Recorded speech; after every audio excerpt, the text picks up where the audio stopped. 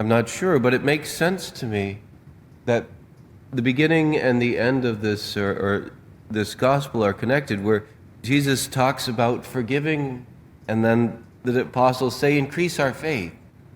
Because, quite frankly, it's really hard to forgive. It's really hard to forgive. And they could be saying, Lord, help us. Give us this faith that we can reach out and do the impossible of being able to forgive our brother, even if he comes to us 7 times in one day and sins against us. And Jesus says, if you have faith the size of a mustard seed, you would be able to say to this mulberry tree, be uprooted and planted in the sea, and it would obey you. And I think about this very often. How did I read this? Like, I don't even have faith the size of a mustard seed. I don't think Jesus is rebuking us for our little faith. But rather, he's inviting us to see it doesn't take much. Just a little bit of trust. God will do so much through us. And that, faith isn't just, I have an intellectual belief that God exists and that he is Trinity. Let's be honest. The demons believe that God exists, and they know God exists and that he's Trinity, and they shudder.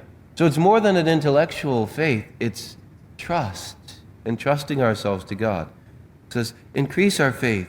It says, it's not that you need to have it increased. Just recognize what's there and use it. Billy Graham was often lauded for having an incredible amount of patience. That he just had such patience with people. And somebody asked him, where did you get this huge amount of patience? And he says, I don't think I have more patience than anyone else. I just use it. That God has given us, he's instilled in us the seed of faith. In our baptisms, the seed of faith is living in our hearts. And maybe it is just a mustard seed, but Jesus says that's enough. And use that faith, that trust in God to say, yes, I'm going to uproot this mulberry tree which has tendrils into my heart of the unforgiveness for this person and this person and this person. In the name of Jesus, trusting that he can take this away.